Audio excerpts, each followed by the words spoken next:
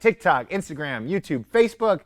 Let's do some Q&A to help you feel better in your body. Because one thing I've been saying over and over again, it's really helpful for you to remember this, is moving better is feeling better. So I'm not about going to the gym and getting a big pump so you can look better naked, right? It's about actually learning to move your body better so that you're more connected with your body. When you're more connected with your body, you actually can feel things easier. It's easier for you to move through your daily life. You're stronger, you're more flexible, et cetera, et cetera. So if you have any questions that you want me to ask, post them in the comments below. I am going to start answering questions right now, and I'm going to stay here for a while and see what I can do to help as many people as possible feel good in their bodies again. All right, so question number one is at Pinakbet. I probably shouldn't even read these names off here, but anyways, it says, any help with frozen shoulder calcification, tendonitis would be appreciated. So we posted a video on TikTok about how to help your shoulders. I believe the exercise was rotations like this, called Superman rotations, okay? And it's a really great exercise for teaching the scapula, which is that big bone back here that pulls your shoulder blade back and down, how to go back and down into place. Because oftentimes with a shoulder, your shoulder and your neck starts to hurt because your pecs, which run from right here, your sternum, to your shoulder, get real tight like this. And these muscles back here, which pull your shoulder blade back, get real weak like this, okay? So when we're in this position, what we really want to do to strengthen our posture and our shoulders is to open our chest up. So I gave this exercise right here. So frozen shoulder is a slightly different issue. Frozen shoulder is where the muscles all together aren't working very well, meaning that I can't even get those muscles to allow me to pull back. Now, I've had frozen shoulder before once in my life, and it's a horrible, horrible feeling. It basically feels like your neck and your upper back are just in pain all the time. And so what oftentimes happens is when people get frozen shoulder, they get a lot of pain kind of back here, right? And then what do? They bring their arm across their body and they do this classic cross body stretch because it feels good to stretch it. But what you're doing is you're making a muscle that's stuck in a long position longer, okay? So you're feeding the problem, you're making it worse. So if you have frozen shoulder, here's two recommendations for you. The first one is to stretch your chest. The second one is to continue trying to activate the muscles in between your shoulder blades on your back so that you can actually get your posture to do this naturally, okay? So the first one is a chest stretch, so I'm gonna show you right here. You can do a chest stretch on the ground or on the wall. Essentially what you're gonna do is you're gonna come down to your belly, right? Ground, or you can stand up facing a wall. You're gonna put your hand even with your shoulder. You can play around with this position too. It can be like up a little bit or down a little bit, wherever you feel a big stretch. And what you'll do here is you'll rotate. So you're gonna use this other hand here, you're gonna rotate, and you're gonna look towards the ceiling as you try to swing this leg over. And if you can't go very far, that's fine. That's totally fine, right? And if you need to, you can bend your elbow. That might protect your shoulder even more. But the goal is to find a place where your chest is feeling a deep stretch, then take a big inhale, and then relax everything, and try to rotate a little more. And so spend about 30 seconds to a minute on the left side, and 30 seconds to a minute on the right side, loosening up your chest first. And what that's naturally going to do is allow that posture to improve. And that's going to make that frozen shoulder feel a little better. It's surprising to people is that when you stretch the muscle that's actually tight rather than the muscle that's long, it actually will make the other piece feel better. So stop doing this one right here and start doing the one where you open your chest, okay? Now, another exercise you can do, one of my favorite stretches of all time, I do this exercise like probably 20 times a day. Take your hands, clasp them behind your back like this if you can, straighten your arms, and then just think about lifting your chest toward the sky. And when you do this, you might get some pops in your upper back. You might feel your shoulders really open up. The goal is to pull your shoulder blades back while you're doing this.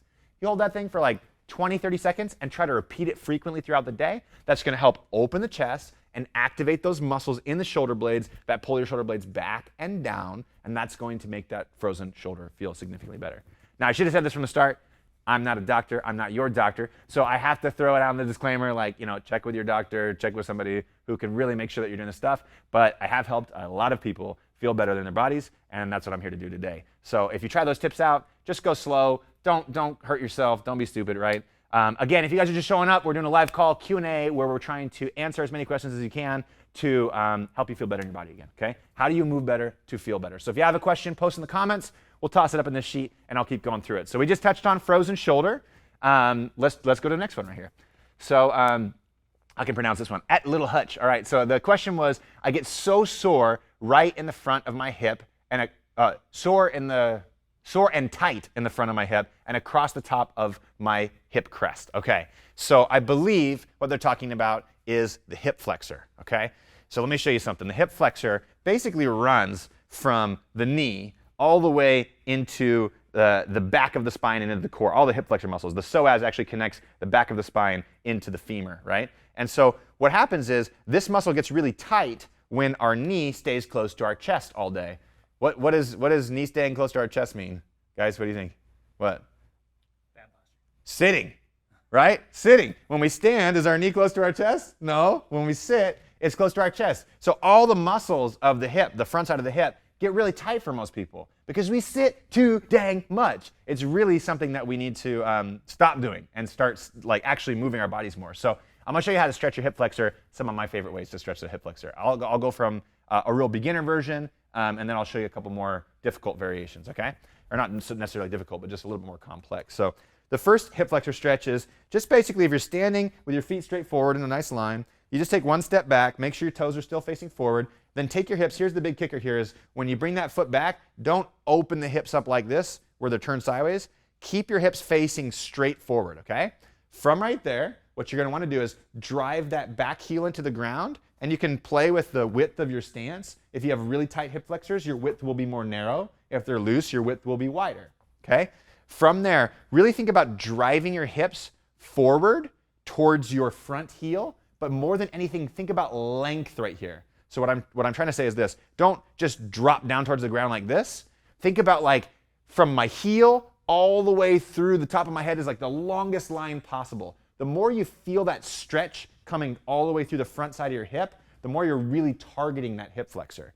Now, if you're in this position and you're like, I'm not feeling it. Another way to try this is coming down to a kneeling position on the ground.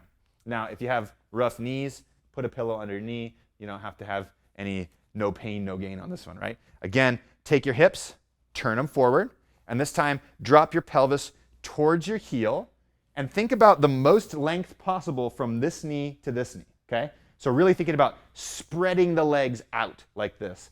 That subtle cue right there of trying to create space inside the joint makes a huge difference because inside your pelvis, your hip sits in there in a ball socket, right? And if you make space, what happens is it goes like this. It creates a little bit of space for that hip to move so you can stretch those muscles more effectively. If you don't, if you stay cramped up like this, then it stays real cramped up inside the joint. So we want to think about always creating space, okay? Same thing with all stretches. When you're here, just try to hold this position, take a big breath in, find the tight spot, and go, and relax and let that tight spot open up that hip flexor, right? So this is kind of more like I would call like a medium difficulty variation. If you want to get crazy, you can always reach back and you can grab your foot with one or two hands and pull that foot up while you're doing that same stretch. That's going to stretch your hip flexors like crazy. So try one of those three variations. Again, standing. If this is hard or you have a tough time balancing, you can always use something for support. You should never have any excuses. And this is about loosening up your hip, not creating better balance, right? But that should really help you stretch your hip flexors. One final mention on this question, though, is that a hip flexor is a lower body muscle, and oftentimes lower body muscles can take a long time to loosen up.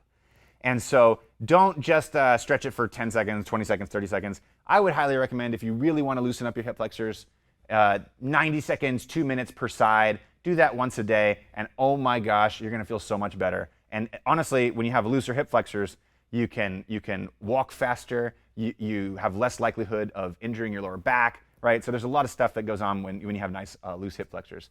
So, all right, woo! So we got past a little bit of frozen shoulder, we got a little hip flexor tightness. If you guys are just joining us right now, we're doing a live Q&A. I'm Coach Tyler, the head coach and co-founder of WeShape, and my goal is to help people feel better in their bodies again. So if you have any questions you have about like aches, pains, injuries, how to overcome them, how to get started on a workout routine, what's the best exercise for me if I want to do this, right? Any questions you have related to you moving better in your body and feeling better in your body, go ahead and post them in the comments right now, and our team's going to take them. They're going to put them right in front of my eyes. I'm going to do my best to help you feel better in your body again, okay? Okay, here we go. All righty. Next question. How can you help with arthritis in your SI joint? So I'm going to take this as a two-prong approach. But before I do, if you guys are digging this video, you like those last couple tips, hit that like button, give me some likes, give me some love, share it with a friend. Let's get some eyeballs on this video so I can help more people, right? That's my goal. Okay, so how do I help with arthritis in your SI joint? I'm going to take this from two different directions. One is arthritis, and one is tight SI joint, okay? So the first one is arthritis. Arthritis is an inflammatory condition in your body, okay? And what it's often caused by is things that cause inflammation in your body. Now, I know that sounds incredibly simple, but it kind of is in a certain sense. And so the first thing I would say to anybody who has arthritis in general, especially if they have that in their SI joint, it's causing them lower back pain, is to try to remove as many of the inflammatory foods in your diet as possible, and try to just generally have a more anti-inflammatory lifestyle. So what does this mean? Getting a good night's sleep can help your body process all of the inflammation in the body and get it out of it, right?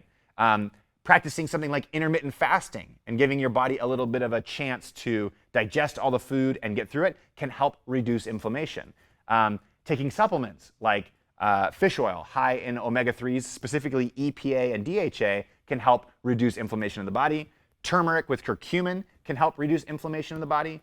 Drinking lots of water can help reduce inflammation in the body. Avoiding things like sugar, wheat, some of the other inflammatory foods, soy can cause inflammation in the body. So generally speaking, if there's any sort of inflammatory condition in your body that's causing you to feel bad, highly recommend just trying to do the things that you need to do to remove inflammation from your body. So again, real quick tips is good night's sleep, drink a lot of water, and avoid sugar and grains, and that should get you off to a pretty good start right there. If you're talking about your SI joint and the tightness in it, and that's causing that lower back pain, then I'm gonna go over a little exercise. Maybe we'll try a couple of them right now to show you. So the SI joint, I'm gonna stand up for this one. The SI joint is your hips kind of meet right here, okay? Your sacrum is the bottom of your spine, and your hip comes off the sacrum. And right there, there's this joint. It's called the sacroiliac joint. And that joint right there has a lot of nerves that come out of your spine and come through it, and they go down your leg like this. And so when that joint is tight, it's not flexible, or it's pinching on a nerve, it can manifest as lower back pain, hip pain, knee pain, ankle pain, a lot of different things. So the SI joint's one of those joints where if it's not very mobile, then it can cause a lot of different problems, okay? So how do we open up the SI joint? So I'm gonna show you two different ways. One is to stretch your glute, and one is to traction your hips. So let's do the traction hips one first. And if you're watching this and you got a nice chair like this, then I invite you to follow along with me because this is a good one. And you can just lay in this position afterwards and watch the rest of this Q&A if you want to. So this is a cool exercise. You take your back and you lie down on the ground with your legs up on a couch or a chair, right? Essentially, it's almost like you were in a chair and you got tipped over backwards, right? What you want to do is get some sort of pillow or cushion behind your knees, so that way it feels like somebody's almost pulling your legs up toward the sky, and you have to like let your hips kind of settle towards the ground a little bit. So you just want to have it feel like somebody's pulling this leg out of the hip socket a little bit. That's why you put the little pillow cushion right there, okay? From there, try to think about lengthening your spine. So start at the pelvis, think about long spine, long, tall through the top of the head, relax the shoulders, and then you can just literally relax here. Relax in this position, let the hips open up. What this does is it kind of creates space inside the hip capsule, creates a little bit of space inside the SI joint. You can sit here for anywhere from like 10 to 30 minutes and then slowly come out of that position. And when you stand up or you move around, you're gonna start to go, whoa, ooh, my hips feel kind of good. My lower back feels kind of good. So that's like an immediate fix. If you ever get your SI joint, it feels like a stabbing pain, I would highly recommend doing this traction exercise and holding it for a long period of time, trying to hit it every single day for a little while until that pain starts to go away, okay? The next one is stretching your glutes, okay? The glutes are biggest, strongest, most powerful muscles in our lower body, and if those muscles are really tight and you don't have very good control over them, it can kind of keep the SI joint into a bad position, which is where your pelvis is either tucked under too far, like this, or sticking out too far like this, right? So we call that the Donald Duck posture. That can put pressure on that SI joint. And this right here, the bad posture, that can put pressure on the SI joint right there, okay? So stretching the glute can help both of those things. So one way to stretch the glute is to simply cross your ankle over your knee, if you can do this, and then to bow forward towards your foot. And when you do this, you'll feel the muscles on the outside of the hip with the bent knee start to stretch. And you're like, ooh, that feels pretty good. It feels pretty tight, whatever it may feel. It might not feel that great, okay? But at first, just hold it. Take a big breath in. Find the pain. That's one of those things when you're stretching. find the spot that feels really tight, breathe into it, imagine you're breathing air into it, and then when you exhale, try to really let the tension out. So sometimes people will recommend even going, oh, I know if you have somebody next to you and you're doing that, it might seem kind of silly, but if you're willing to do that and kind of be a little bit extra silly while you're doing this, it can be really helpful in loosening that joint up. So hold this position. Again, the lower body muscles take a lot longer to loosen up than the upper body muscles. So you can hold this for like 2, 3, 4 minutes. Keep bowing forward kind of towards that foot right there. And if you need to, you can put your hand there and press it outside for support. And that's going to really loosen up your glutes. So make sure you do both sides, hold it for a couple minutes. If that's still not working and that's not quite to the glute and you're a little bit more flexible, you could bring your foot across your knee like this instead of open like this, like that. And then you could grab your leg and try to turn around backwards like that. That'll put a big stretch on your glutes. Pretty much impossible for you not to feel a pretty deep stretch. So those two things should help quite a bit with the SI joint. So laying on the back and then stretching the glutes out. And remember, if you got arthritis, just get the inflammatory things out of your day, right? Get a good night's sleep, drink water, eat clean foods, get rid of all the stuff that's junky. Eat a lot more of the basics. Meat, vegetables, nuts, seeds, fruits, things like that, okay? All righty. We got a bunch more questions here, you guys. But if you have any questions that you want me to answer about how to help you move better and feel better in your body, go ahead and post them in the comments. My team's pulling them out of there. They're putting them in this sheet right here in front of my eyes. And like I said, my goal is just to help you guys move better in your body. And by the way, if you're watching this and you're enjoying it, I want you guys to know that at WeShape, we have the world's first personalized workout program that takes every single exercise you're going to do in a follow-along video format and personalizes it just to you. So it's exercises just like this to help you move better and feel better. And I'm going to hook you guys up with a really awesome deal today. If you want to check it out, you can get your first year for 66% off the price. If you guys want to check that out, go to WeShape.com/year. Check that out. This isn't like some fake promo. It's actually a thing we're running until the end of the day on Monday. So if you go back to that page after Monday, you're not going to get that crazy deal anymore. All right. Again, questions, post them below. I'm going to jump into the next one right now. Okay, so this is from Jerry. I have hip pain due to arthritis. What are some good exercises? So without seeing Jerry move, I can't really give them like the best advice ever. But one thing I will say about the hip joint is that the hip joint has a lot of muscles that stabilize your body rotationally, okay? So oftentimes when people have hip pain, the muscles that are strong are like the glute max, right? The hip flexors, maybe the hamstrings, the quads. But the muscles that are weak are the little tiny muscles inside the hips that stabilize the rotation and the lateral movement of the leg, okay? So my favorite exercise for anybody who has weaker hips is to progress towards an exercise called a drinking bird. So I'm going to show you kind of a beginner variation, a little bit more intermediate variation, and a little bit more of an advanced variation for you to practice, okay? So with that hip pain, you're going to go straight forward with the toes, hands on the hips, and you're going to put your weight 90% in your heels, okay? Almost like you're falling backwards when you do this exercise. Keep the back nice and flat and the head nice and tall. You're going to hinge forward at the hips. Now here's the kicker here. I want to teach your hip rotators and your glutes how to bring you back to an upright position. Most people who have hip pain, when they do this, they're going to use their lower back muscles to bring them to an upright position, and they're never going to learn how to strengthen these muscles. So if you watch my knees real carefully, watch what happens. I'm bent forward like this. If I imagine turning my knees outward, like rotating them to the outside like this, you're going to feel muscles inside your hips start to fire. When those muscles start to fire, think about keeping those knees turned outward, and you'll feel those muscles slowly bring you to an upright position, okay? Really practice this. It's very important to really feel the right muscles. So hinging down, turning those knees out, feeling the glute muscles and the hip rotators stabilize you to an upright position, okay? Practice that, do 10 or so reps. You might start to feel those muscles burn, go nice and slow and controlled. If that was too easy for you, then let me show you how to really start working on strengthening those hip muscles, okay? The next one is gonna be a variation of drinking bird where we kind of use some stuff around us for balance. If you need to, get a chair, something next to you, whatever for balance. But the goal is now to do this on one foot. So you can hinge forward at the hips, use this foot for support if you need to. Again, use a chair, something for balance. And then you can just pause in a slightly hinged forward position and try to find your balance here.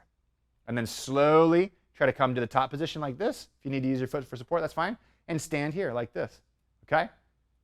And you can repeat that, just trying to hold that motion for about a minute on the left side, a minute on the right side. What you should notice is the muscles in the rotators of your hip are going to start to burn like crazy. That means we're waking up muscles that we haven't used in a long time.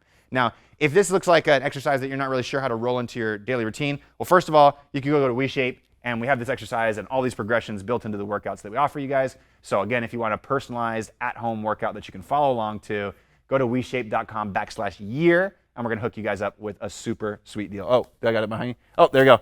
The website is right behind us, just in case you guys want to check that out. But if you spend a lot of time doing something in your day, you can always anchor an exercise like this to the thing that you do in your day. So what I mean by this is this, like, for example, if you want to strengthen that hip and you want to learn how to balance better on that one leg to get those hip muscles going, every time you brush your teeth, if you brush your teeth for 2 minutes, stand on your left leg for 1 minute while you're brushing, stand on your right leg for another minute while you're brushing. And you can literally just stand there like this, like I said, that finished position at the top.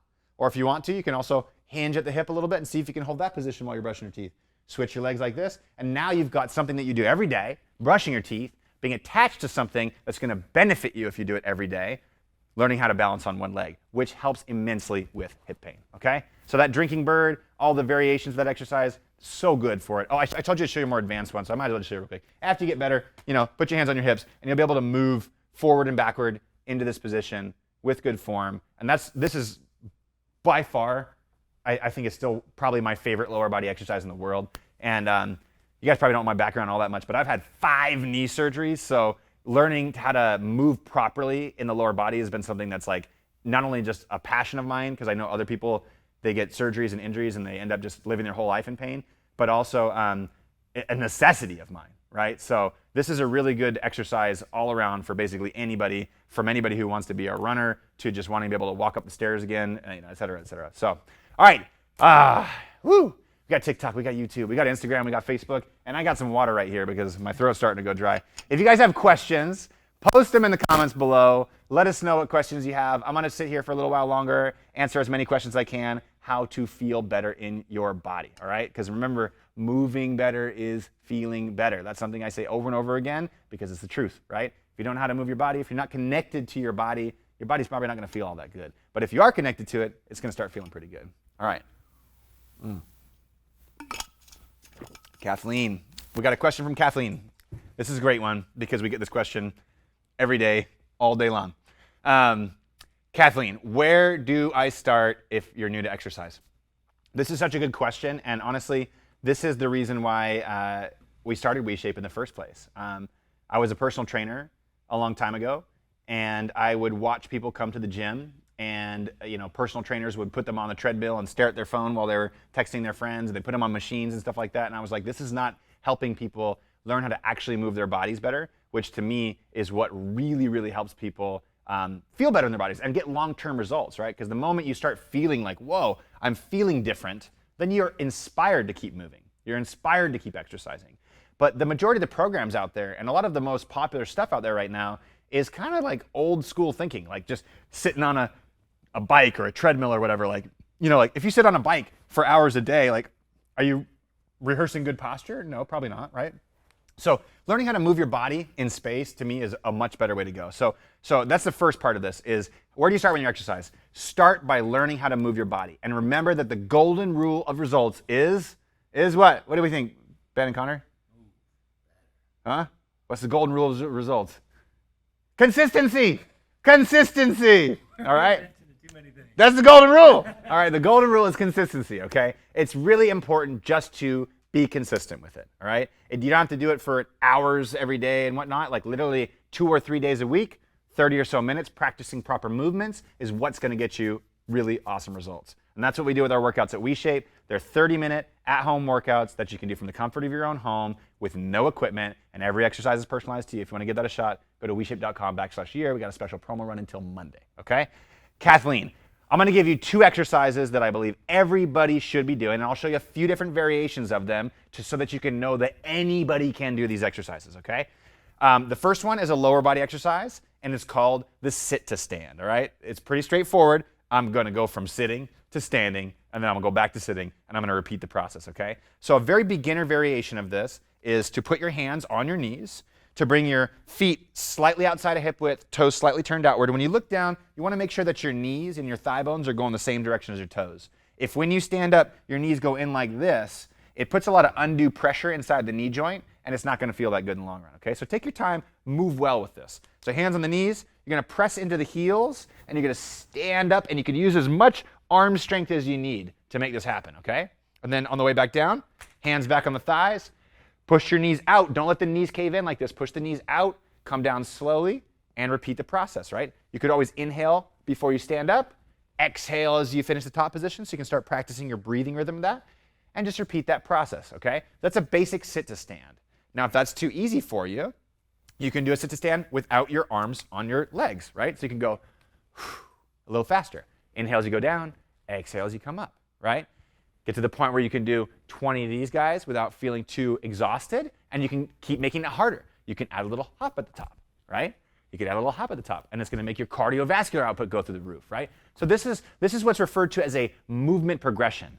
It's all the same exercise, but we're slowly making it more sophisticated and slightly more difficult so that you continuously get results, right? That's what we do with every exercise over at WeShape, is we break them down from absolutely beginner exercises all the way to very difficult variations, and then we try to give you the right variation at the right time for your individual goals and capabilities, okay? And let me show you, just in case that assisted sit to stand was still too hard for you, you can literally, if you can't get up out of bed and you're laying in bed right now, you could literally put your feet with your toes straight forward like this and press your feet into the bed or the couch and feel those thigh muscles go, and then relax.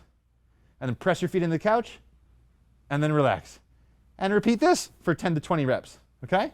So that is literally a foundation of what could be a sit to stand or a jump squat or something in the future, okay? So that's the first exercise, is the sit to stand. You can do this exercise for 3 to 5 rounds of about 30 seconds of work for each round, and then go back and forth between this and just your basic push-up, okay? I'm gonna show you a few different variations of the push-up too. I'm gonna grab a chair right here for this one. This is probably the wrong chair for you guys to use at home, so don't use a chair like this at home, but I'm gonna do it anyways. I like to live on the edge and stay efficient. So this is called a high chair push-up. So what you want is a sturdy chair in front of you, or a desk or a dresser. Like, make sure that thing is sturdy, right? I don't want anybody like losing some teeth or falling on my account, okay? So you're gonna basically come into a push-up position on the chair. Big thing on the push-up position is making sure that you activate your core. So don't stick your butt out like this, right? Think about squeezing your glutes and holding it tight the whole time. Now you wanna bend your elbows, come down as far as you can, and then come back up, right? Inhaling as you go down, exhaling as you go up, nice and slow and controlled, okay? Now, if this is too easy for you, you can just turn the chair around. Same thing, I like to put my fingers to the outside. That'll help spare the wrists a little bit, right? And then you're gonna go down and up. Like I said, this chair feels a little rickety to me, so maybe I'll be the one losing teeth on it. So anyways, that'd be a good live video. So slow and controlled on the low chair.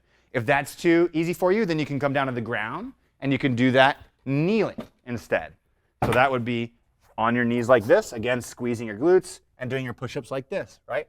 If that's too easy for you, you could do regular push-ups. Now that was just 4 variations.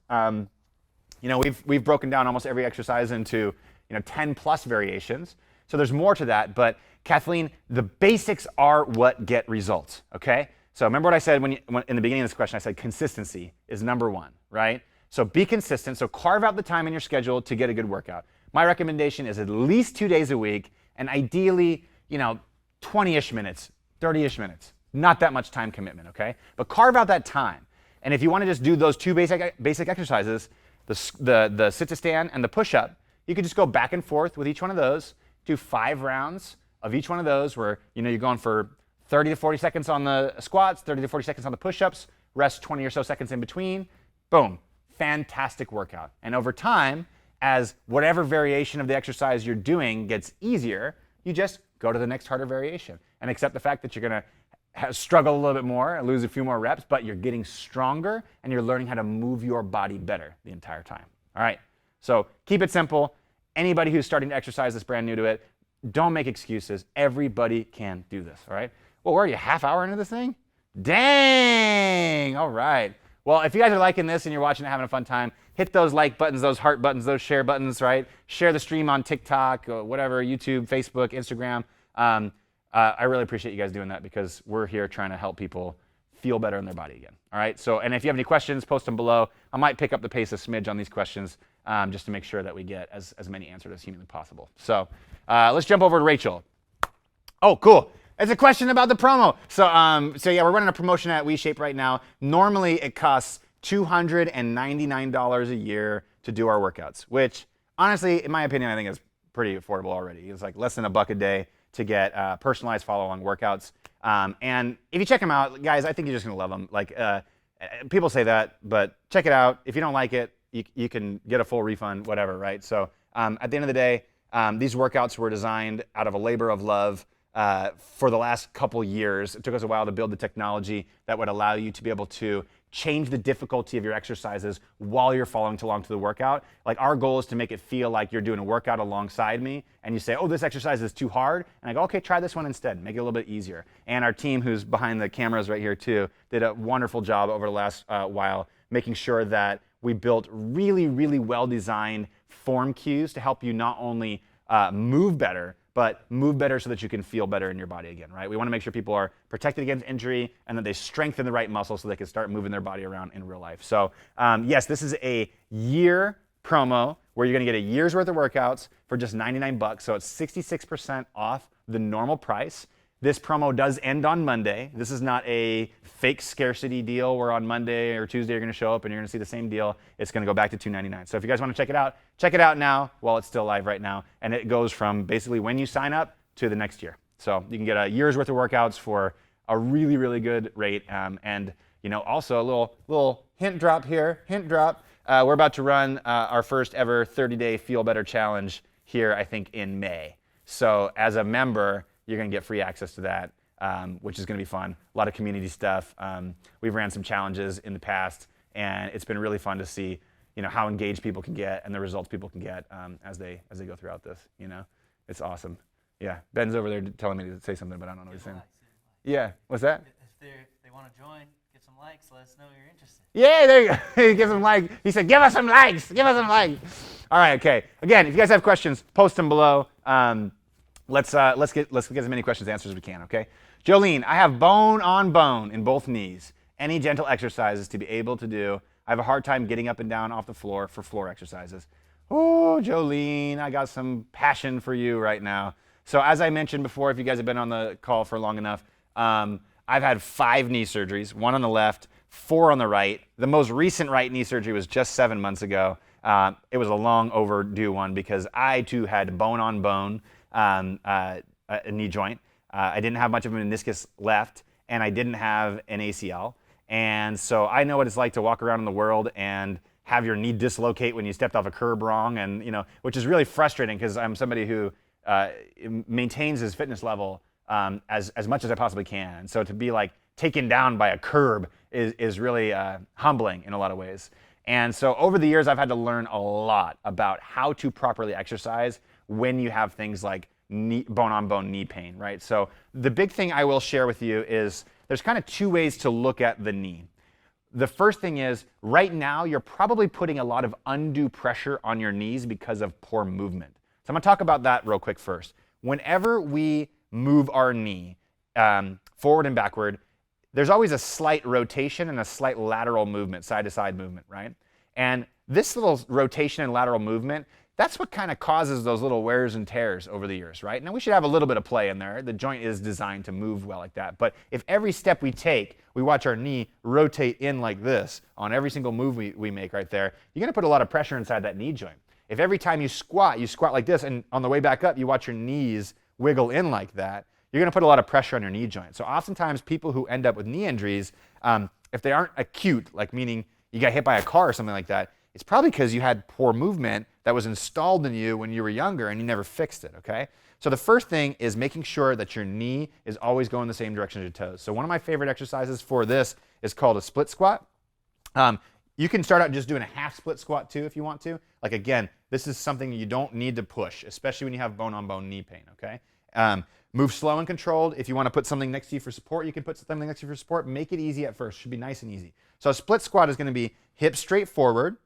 The front foot is flat on the ground with the majority of the weight on the heel, and the back foot is on the ball of the foot with obviously the weight on the ball of the foot. What you're going to do is bend the front knee, bend the back knee, come down as deep as you feel comfortable, and then stand back up. Now, if you have weak knees like this, and say this is your bad knee right here, your worst knee, you can bend it, and you might start to see your legs shake right there. It's fine to hold it in that position for a second, and then slowly, slowly, slowly come back up. That little movement right there can do so much to strengthen your quad and your knee. And then if it's in the front knee right here, oftentimes when people lunge, they'll put a lot of pressure in front of their knee like this, a lot of weight. And if you're not strong enough, that's going to put a lot of pressure on your kneecap. It's going to make it feel pretty bad. So first tip is do that split squat and really start to go slow and controlled and strengthen the ability to have your knee over your toe on the back leg. On the front leg, instead of bending through the knee, think about hinging through the hip. So I'll go back to the squat for this one. Instead of squatting like this, where your knees go forward, right? Where your knees go forward and then you come down. I want you to do the opposite. I want you to put 70% of the weight on your heels, hinge through the hips like you're bowing forward, and then bend through the knees, but really try to think about the glutes and the hamstrings holding this position. Kind of similar to what we talked about earlier on the call with the drinking bird, right? When you do this correctly, you'll feel the pressure not on your knees and go to your hips instead. And if you practice it in that sit to stand, just coming up and down like this, you're gonna go, wow, I can actually move more pain-free or perhaps even pain-free for the first time ever when I de-emphasize loading the knee joint and emphasize loading the hip joint, okay? So there's the two different things you can do to work on those knees. One is as you're doing regular squats, like you said, getting up off the floor, right? Well, getting up the floor can be a squatting exercise, right? Putting that foot down, coming to a squatting position, right? Finding your form, putting the weight on the heels, not through the knees, right?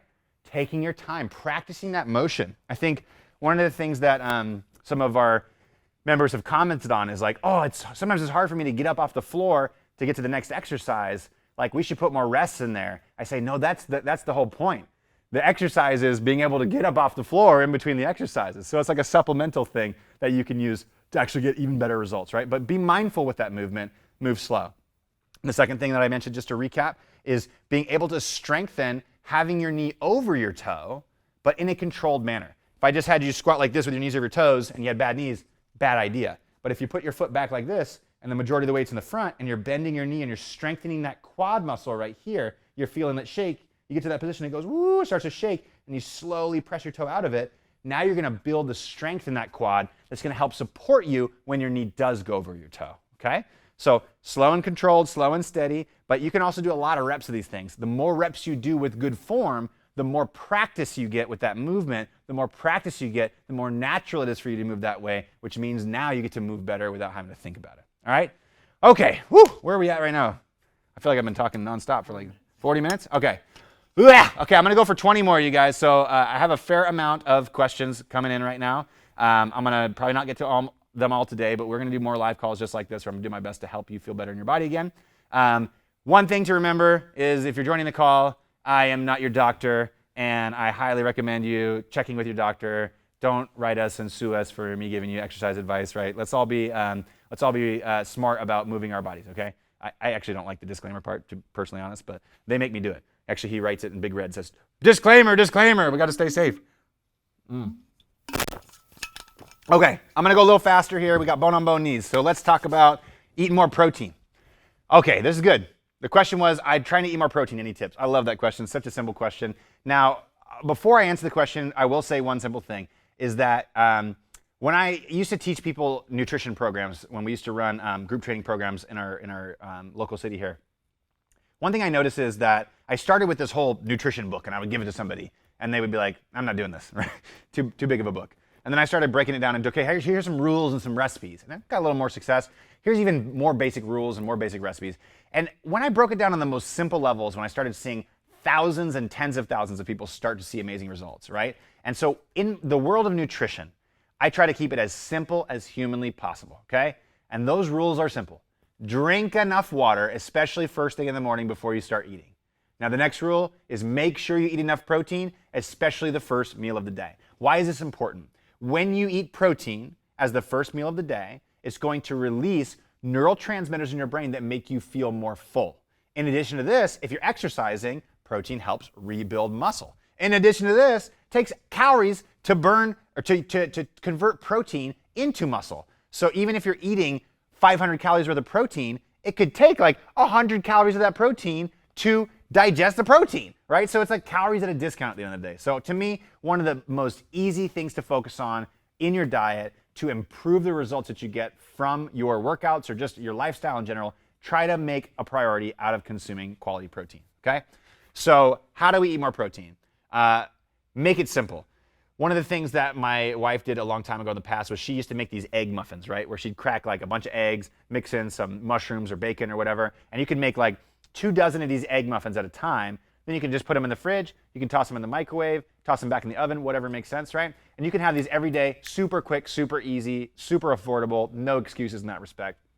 I'm a little bit different. I'm a little bit more of a plain Jane with stuff like this sometimes. So I would say that my favorite way to get a whack of protein is to have like something like sausage first thing in the morning. Like literally you can have like a chicken apple sausage or 2 of them. Boom. Eat those bad boys. You have 25 grams of protein in like 10 minutes, super quick to cook, and you'll be full for a long time after that. You will not be thinking about your next meal. Like, don't go drink the sugar coffee in the morning, right? Make sure you have your protein in the morning. Now, one final thought about that would be protein shakes, man. I think that people give protein shakes a bad rap, and I'm not here recommending that you take, a low quality protein or a dairy-based protein if your body doesn't like dairy. Like I used to drink a lot of whey protein and I had acne everywhere, and I was like, oh wait, it's the dairy, right? So I think you need to find a protein that works for you. My favorite protein that works really good for my digestion is a collagen-based protein. I think it's an amazing way to start your day. You can mix in like a chocolate collagen-based protein with coffee in the morning, and wow, now you've got a mocha that has protein in it. Like, talk about a great way to start your day. That's going to give you those neuropeptides that are going to make you feel full all day. It's going to help you recover faster from your workouts, and it's going to taste good with your coffee instead of having to go to Starbucks and have them pump a bunch of sugar in there, right? So I think that's a really good one. And then just finding the protein sources for your other meals like lunches and dinners that you really enjoy and that you can cook, that doesn't bother you to cook. If it's tossing salmon in the oven with a little bit of pesto on top, right? Such an easy one to do that can produce such a delicious food, right? Learning how to do steaks on the barbecue in 10 minutes or whatever, like that's another great thing too. So anyways, there are some tips for protein. Let's keep the thing going here. All right. He's like, dude, you keep saying you're gonna go faster, then you talk about protein for 5 minutes, all right? Okay, so I struggle climbing stairs. I'm literally going upstairs on all 4s. Well, first of all, let me say, I'm sorry.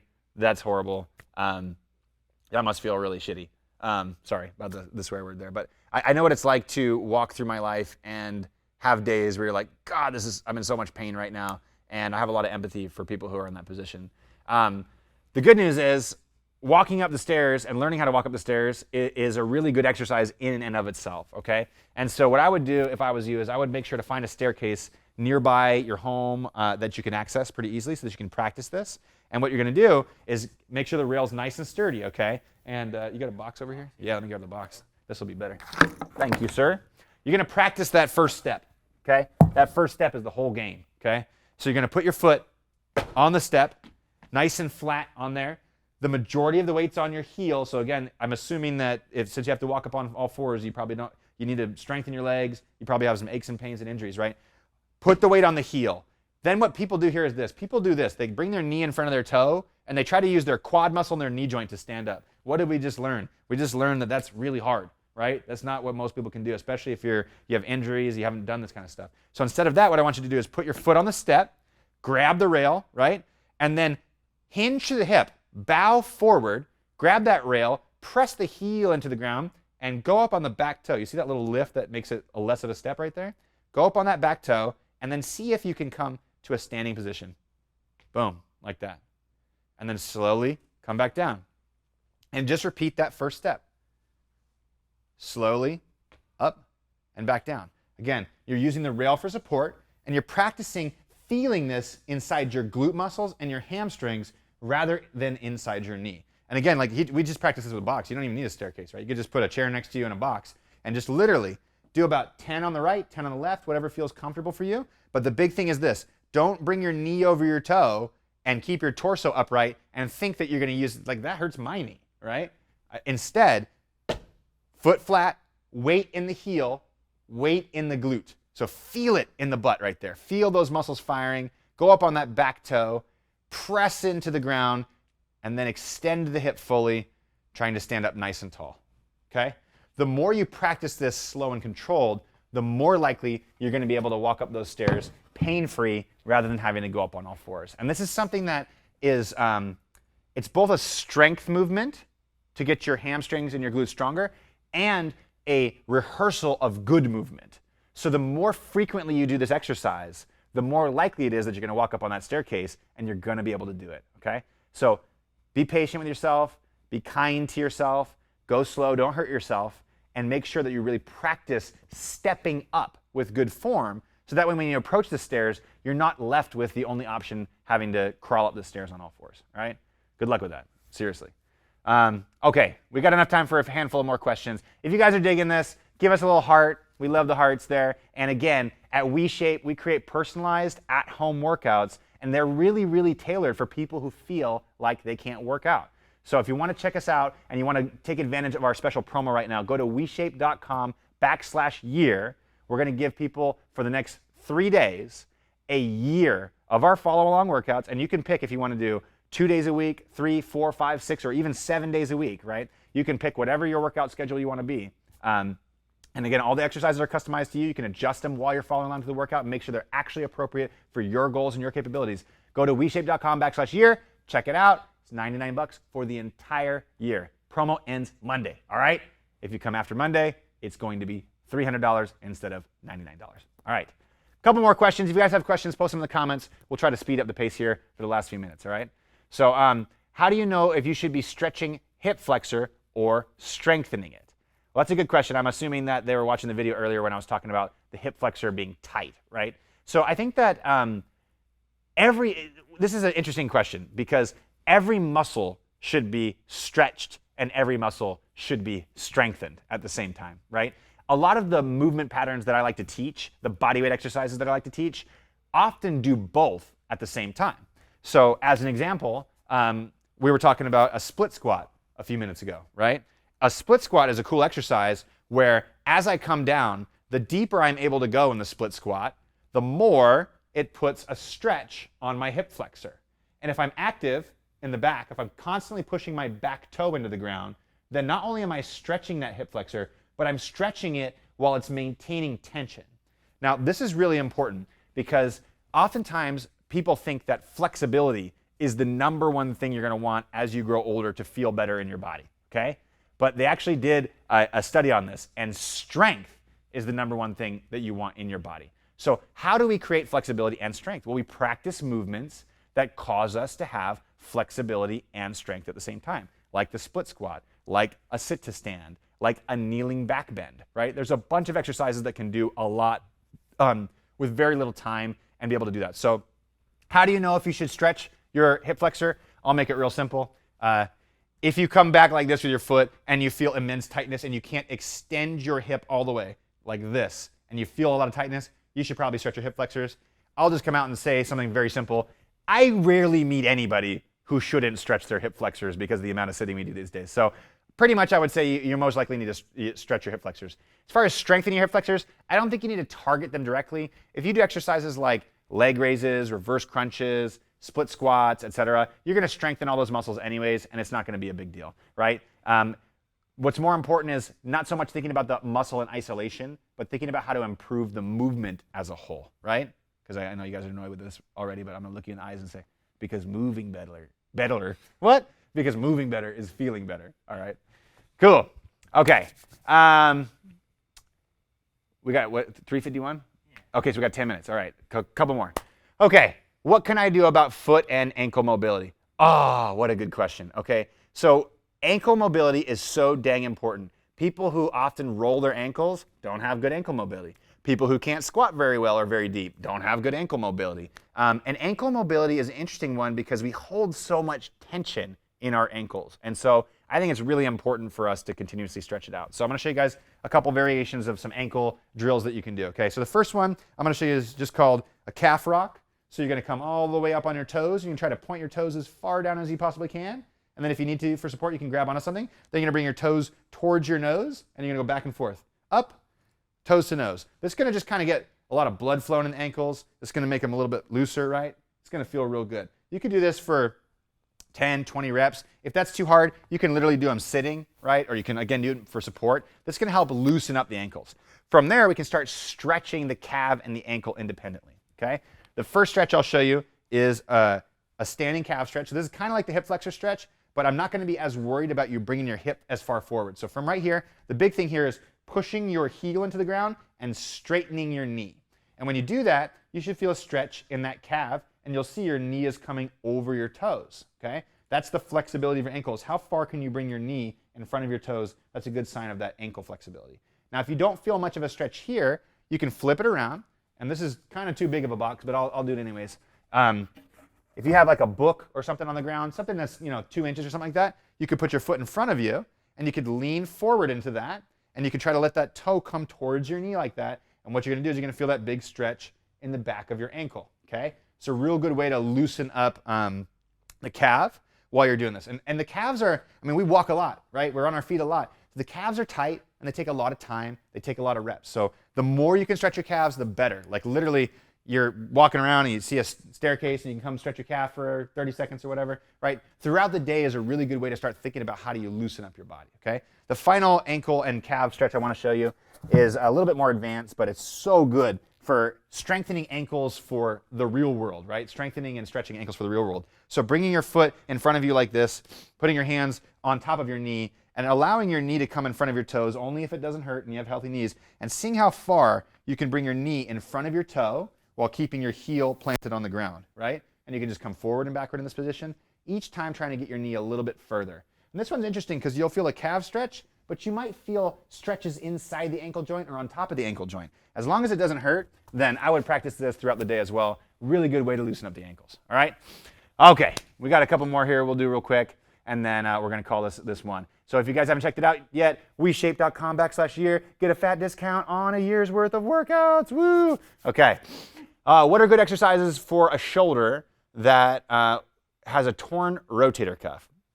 Okay, this is a tough one. When people ask me, how do I exercise something that's injured? I'm always gonna say, talk to your doctor first, because I don't know what's happening in that rotator cuff and whatnot, and I don't know if you need strengthening, you're in like a rehab phase or whatnot, but generally speaking, the rehab phase of learning how to strengthen the rotator cuff is going to be you opening your shoulders backwards like this, okay?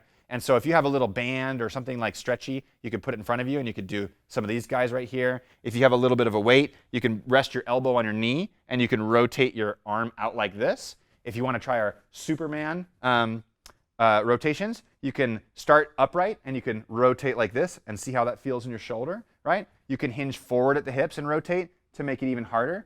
That exercise looks really easy, but surprisingly, you get a weird pump in your body. It's crazy. So I think those are all really good exercises that can help with rotator cuff rehab. But again, check with your doctor. I don't know where you're at with the whole process, so I don't really know how to perfectly answer that one right there. So, okay, I got one more question here I'm gonna answer, and then we're gonna wrap this bad boy up. So before I do, I just wanna say one final mention about this special promo that we're running. It's $99 for a full year. It's normally $299, and we also have a 30-day feel better guarantee. Now what that means is if you guys are interested in trying our workouts, which again are personalized at-home workouts where every single exercise in your follow-along workout is personalized to you, and then after each exercise we check in with you, we say, was that too hard? Was that too easy? Was that just right? And if you say it was too hard, we make the exercise easier. If we say just right, we keep it the same. If we say it's too easy, we make it harder, right? So the goal is to continuously help expose you to movements and exercises that slowly over time get harder and harder, and when they get harder for you, you actually get more results, right? That's how I like to train people, is teach them how to move better and everything else takes care of itself. It's not about feeling the pump in your arm or your isolation or working your core in this sort of way. It's about learning how to move your body as a whole and in a way that doesn't feel bad, and then all of a sudden, poof, everything feels better. So remember, if you want to check that out, it's $99. You get an entire year of workouts. You can choose anywhere from 2 days a week to 7 days a week to work out with us. And you get a 30-day money-back guarantee. And I know all of our customer service people, they are amazing. Just here in the US, they'll pick up the phone and talk to you. So anyways, don't feel worried if you want to give it a shot and you're not really sure. So go to WeShape.com/year, check that out. Promo ends on Monday. At the end of the day on Monday, it's going to be $300 and you're not going to be able to get this again. So check that out. Okay. All right, for exercises where you're pressing your lower back into the wall, I always struggle keeping my lower back against the wall, but I could see you did have some gap. Am I taking it too literally? Okay, so this is really good. So oftentimes when we use the wall for support, and I'll use the floor instead of the wall just because it's easy to see. What I'll say is press your back into the wall. And if there's a little bit of a gap here, right? This is kind of a natural arch in a lower back. If we want to get to this position called a hollow position, it's thinking about pressing your lower back into the wall, but a better way to put it, in my opinion, is to cough and hold the end of the cough, right? So it's like this. You're here and hold the end of the cough. From there, try to relax your shoulders, keeping that pelvic tuck and the tight core. That's when you want to use the wall to do, wall slide exercises, posture-derived exercises, and stuff like that. So I would say it's okay if your back's off the wall just a smidge like this. But if somebody has a posture where their back's off the wall like this, or their neck's off the wall and their back's off the wall, then you've got this big S curve of a spine. It's not going to be good for you. Your neck's going to hurt. Your lower back's going to hurt. So just resetting and trying to press that lower back into the wall, get tall to the top of the head, and then trying to relax in that position and try to maintain as much of that posture as possible. It's just a really good exercise in general, just to remind us all how to maintain good posture at the end of the day. So don't beat yourself up if your back comes off the wall a little bit. You may be taking it too literally, but I also want to make sure that when people are doing wall drills like that they're trying real hard to keep that back in contact with the wall. All right, you guys. Woo! I believe that was about an hour of Q&As, and we still have a bunch of questions left in here, so we're going to have to do this again here soon, which we're going to try to do a lot more of, because, again, our goal is to help people learn how to move their bodies better so you can feel better in your body again. Thank you to everyone who posted comments. Thank you to everyone who gave us a like and shared the video. Thank you to anybody who signed up for a year. We're looking forward to seeing you in the product, and you guys can give it a shot and see how it feels for you. And then, I'll see you guys in the next live video. All right? See you guys next time.